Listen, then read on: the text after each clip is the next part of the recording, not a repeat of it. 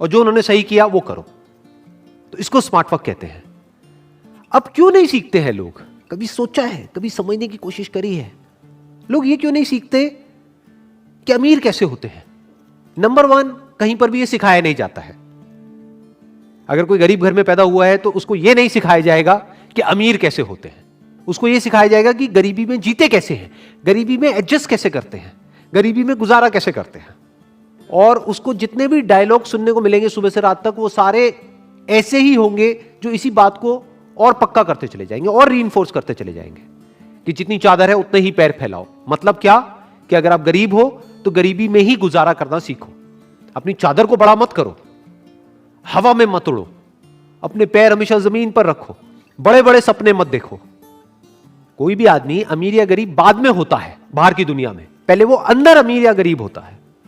In fact किसी का भी आप एग्जाम्पल उठा करके देख लो जो बिल्कुल ही एक नीचे के लेवल से उठ करके पता नहीं कहां किस लेवल पे गया है। फॉर एग्जाम्पल धीरूभाई अंबानी, उनकी अगर आप स्टार्टिंग देखोगे तो बहुत ही एक छोटे लेवल से उन्होंने अपने करियर की शुरुआत करी थी, लेकिन उसको पता नहीं कहां का कहां ले गए। वो बाद में अमीर हुए, लेकिन पहले ही अपनी सोच के लेवल पे वो अमीर थे। यानी पहले वो सोच के लेवल पर अमीर हुए, बाद में बाहर अमीर हुए। ऐसा ही सबके साथ होता है। पहले हम अंदर से अमीर होते हैं, बाद में बाहर अमीर होते हैं। अब अंदर से अमीर कैसे होते हैं और अंदर से गरीब कैसे होते हैं? अगर अंदर ऐसे थॉट्स हमारे माइंड में जाएंगे जिसको हम एक्सेप्ट कर लेंगे, जो थॉट्स हमको आगे नहीं बढ़ने देते हैं, तो वो हमको गरीबी की तरफ ले जाएंगे। और कुछ ऐसे थॉट्स होते हैं जहां से आपका दिमाग खुलता है और आप कहते हो कि अच्छा ये पॉसिबल है कि ये आदमी मेरे से भी एक नीचे वाले लेवल से उठ करके इस लेवल पे पहुंच गया, इसका मतलब इसके लिए पॉसिबल है तो मेरे लिए भी पॉसिबल है। तो ये थॉट्स आपको अमीरी की तरफ ले जाते हैं at the level of your thought. अब पहले आदमी यहां अमीर होता है, बाद में बाहर अमीर होता है। बिल्कुल इसी तरह से जैसे पहले यहां गरीब होता है, बाद में बाहर गरीब होता है। तो ये गलती करी उस इंसान ने। उसको सीखना चाहिए था, उसको कुछ बुक्स पढ़नी चाहिए थी। फॉर एग्जाम्पल एक बुक है think and grow rich by Napoleon Hill. ये बुक कैसे लिखी गई थी? आज से बहुत साल पहले लिखी गई थी।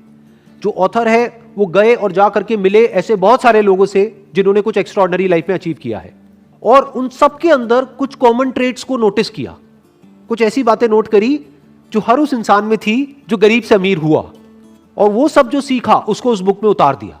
कई साल लगे उनको ये रिसर्च करने में और ये बुक को लिखने में, और कुछ घंटे लगने थे ये बुक पढ़ने के लिए, लेकिन 99% लोग नहीं पढ़ते हैं। ये गलती उन्होंने करी। ये जो बुक नहीं पढ़ी ये गलती करी, क्योंकि वो खुद जा करके नहीं मिल सकते उन लोगों से जिन्होंने कुछ एक्स्ट्राऑर्डिनरी अचीव किया है, क्योंकि उनके घर के अंदर भी नहीं घुसने दिया जाएगा उन लोगों को, क्योंकि अभी उन्होंने कुछ अचीव नहीं किया है। ये बात सच है। लेकिन उनकी बुक तो पढ़ सकते हैं। सोचो, उस बुक से तो सीख सकते हैं। डायरेक्टली उन लोगों से नहीं मिल सकते जो दुनिया के सबसे अमीर लोग हैं, बट इनडायरेक्टली इस बुक के थ्रू तो मिल सकते हैं। उनकी थिंकिंग को समझ सकते हैं। सिर्फ यही नहीं कि एक आदमी की थिंकिंग कैसी है, ये कि ऐसे बहुत सारे लोगों की थिंकिंग में क्या कॉमन है वही तो समझना जरूरी है ना। एक्सेप्शंस को समझना जरूरी नहीं है। एक्सेप्शंस को समझने का मतलब क्या कि किसी आदमी की लॉटरी लग गई और वो अमीर हो गया, उसकी बात नहीं करी जा रही इस बुक में। क्या बात करी जा रही है?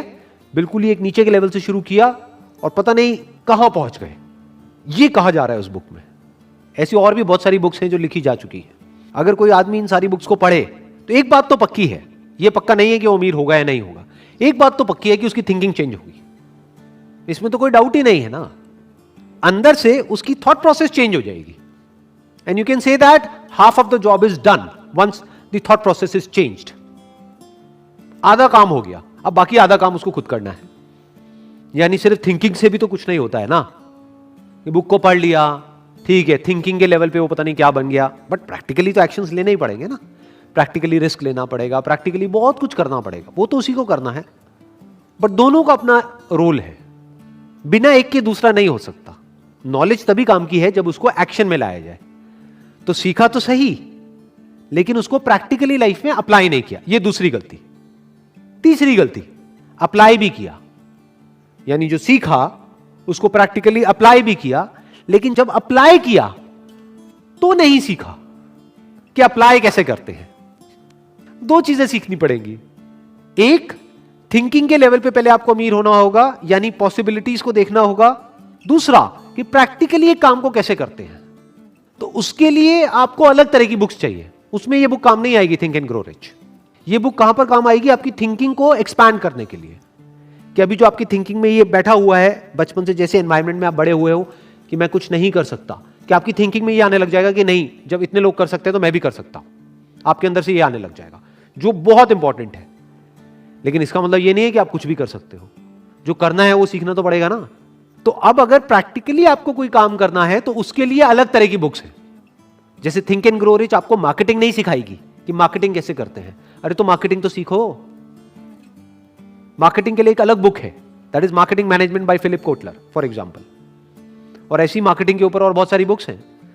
तो मार्केटिंग को अलग से सीखना पड़ेगा कि अगर आपने एक एक्स्ट्राऑर्डिनरी प्रोडक्ट बना भी लिया या कोई बहुत अच्छी सर्विस आप दे भी रहे हो, लेकिन किसी को पता ही नहीं है, तो क्या होगा? कोई वो प्रोडक्ट नहीं लेगा, फिर आप कहोगे मेरा बिजनेस फेल हो गया। अरे तो मार्केटिंग तो सीखो। और लोगों को क्या लगता है कि अगर हमको मार्केटिंग सीखनी है तो हमको जाकर के एमबीए करना पड़ेगा मार्केटिंग में, तभी हम मार्केटिंग सीख सकते हैं। ऐसा कुछ नहीं है। बहुत सारी बुक्स हैं, वहां से हम खुद पढ़ करके सीख सकते हैं। कितना डीपली आप सीख सकते हो उसकी कोई लिमिट नहीं है।